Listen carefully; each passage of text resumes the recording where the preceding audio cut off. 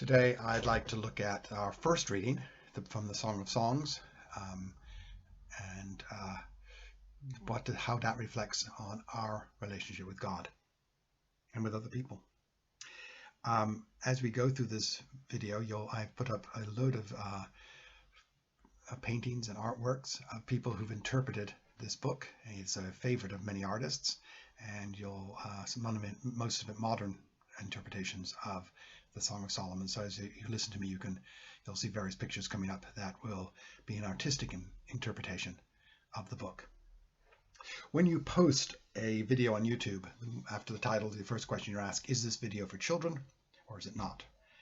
And I'm always a bit confused about what I should click when I do that.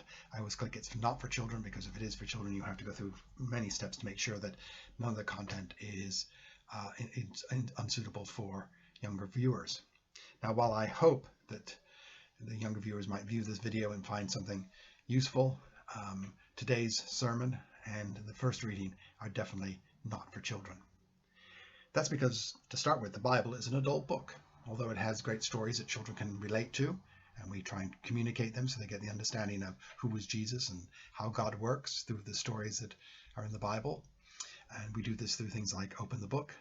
For the most part, the themes of the Bible, the greater themes and the greater issues it deals with, are very adult. And that's particularly true of the book we're looking at today, the Song of Songs, which is a collection of erotic love poetry. Now, many people who are unfamiliar with the Bible are actually horrified and surprised to find out there are such writings in a holy book.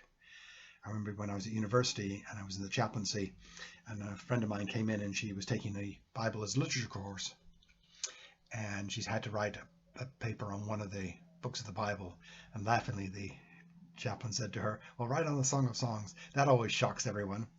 And she did, and she went home and she read the paper to her father, who was horrified to find there was such a book in the Holy Bible. What's interesting about the Song of Songs is that although it is in the Old Testament, it is still a book that many Christians continually go back to. I don't know of any Christian tradition that's ever tried to take the book out of the Bible. There are books of the Bible that are controversial, some of them in the New Testament. Luther wanted to get rid of James. Some people wanted to get rid of Hebrews.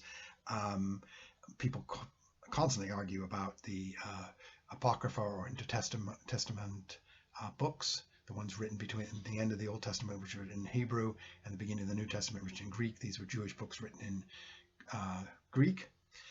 So some churches accept them, some churches don't. But no one seems to want to get rid of the Song of Songs. And in fact, for many people who you would think who are fairly conservative Christians, they find this book an important book. But they often point out that it's a book for those who are deep in the faith, mature in the faith, not for those who are new to the faith. So why is it so popular? Well, first off, it's just a beautiful book. It's well written, beautiful poetry with incredible imagery. It's just aesthetically pleasing. It is, and therefore people return to it. Of course, the themes are a universal theme that people like reading about love, particularly erotic love. How many pop songs, how many books, how many poems have been written on the subject? So it is a universally attractive theme, and it talks to the human experience. All of us have had those feelings. All of us have been in love and one sexual love with people at various times in our life. So we know what that feeling is like, and it is one that marks us, particularly our younger part of our life. So it is an experience that we've all had, and it speaks to that. So I think that's another reason it is very popular. But it's also been popular amongst those in the Christian faith who see it not just about human love, but also about the love towards God and the relationship between humans and the divine. And it's particularly a book that has attracted those who in the church throughout history have had a bend towards the mystical and towards prayer life. It has helped them understand their relationship with God and to hold a template about how their relationship with God could develop. But that erotic love being applied to God has been highly controversial as well. Now, part of the problem we have we who speak English is we have one word for love. I can use the same word to say that I love my wife, I love my children, I love my country, I love pizza and I love coffee. And this word can be used in that way, and it means all right. In the Greek, which our New Testament was written in, there's actually 4 words for love, and each of those loves is very different. And the 2 words I'm thinking about today is eros, which is erotic love, the sexual love that the book talks about, and agape, which is a word that Paul really picked up and began to use, and Christians have used about the love of God. And now agape is not like erotic love. It is love that's self-sacrificing, that concerns about the other. It is the love God has for humanity, and is mostly, in the moment agape is most shown, is Jesus upon the cross. And some Christians have said that erotic love is really not the love that Christians should talk about. I think it comes from a very sophisticated Christian understanding of human sexuality, an understanding that it is important, it is a major part of human life, it is part of our evolutionary inheritance, in the sense it helps us perpetuate the species, which is one of the main jobs of any species to do. It also enriches our lives in giving us good, deep relationships. It helps us understand beauty and other aspects. But we also understand that it can lead to great difficulties with sin and be misused and cause all sorts of difficulties to people. So there's a sophistication about it, and certain Christians have said we should just leave it on the side and leave it on the human level, and we can't apply that to God because of not only the good things it produces, but because of the negative aspects of it. And they once say that our attitude towards God should be fully informed, not by eros, but by agape. But other Christians have said, no, yes, while eros is problematic, it does help us understand and develop a relationship with God, because it's part of what God has given us, and therefore it can be applied not only on the human level, but also on the divine.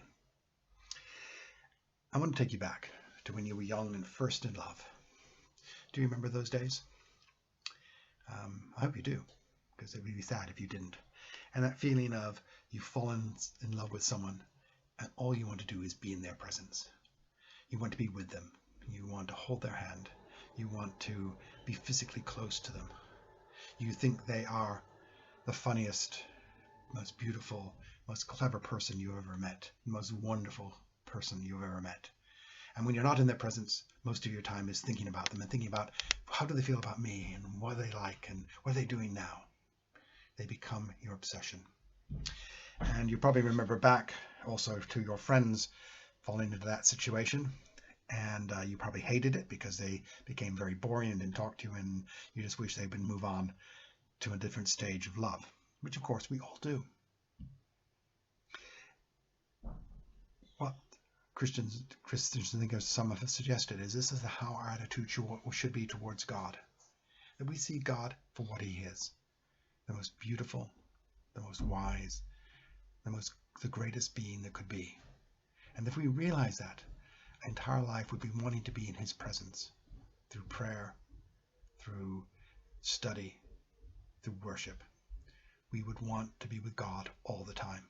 And if we weren't with God, we'd be thinking about him and thinking how wonderful he is and trying to find our way back into his presence. This is what Christians are called to be, that desire, that erotic love for God, to be in his presence. And then we pray that if we are good enough and in God's promises are true, we will eventually spend eternity in that close proximity with God in his heavenly kingdom, worship him with all the saints. And the Christians have said this natural human experience should be applied to our relationship with God. Now we all know that over time that original ardor, that original feelings begins to change. It begins to weaken on one level and deepen on another level, and we become too often too plainly aware of the object of our love's imperfections and failures and not being what we would want them to be. Now in some cases that means the relationship breaks up and that's the end of the relationship. In others we work through that and we come to realize a fuller understanding, but we still have that depth of love. As I always say, that if you want to know my failings and mistakes and my things that I get wrong, the best person to ask is my wife, Anne. And that's true. And so love later on, there's still an erotic element to it, but it's been far more weakened, and we come into a different stage over time of different stages of love. And as we age and different life experiences and different life situations develop, that love changes with them. But there's a difference between human love in that case and the divine love, because in that case, God does not change. God does not become imperfect. God does not become flawed. We don't have to overcome that with God. So the suggestion when we read this book is just read it as human beings and to appreciate its beauty, to understand that the feelings that God have given us are part of who we are, and to understand how we can use those as moments of joy and happiness and fullness, but also how they can be corrupted into sin. But most of all, I think, as Christians, we look at that book and ask ourselves, what is our ardor for God? Do we still have that same feeling that we had at the beginning of our love for God? Or has it gone dry? Has it gone cold? And how do we rekindle it? So once again, we desire to be in God's presence, because that's where we find our fullness, our happiness, and our peace.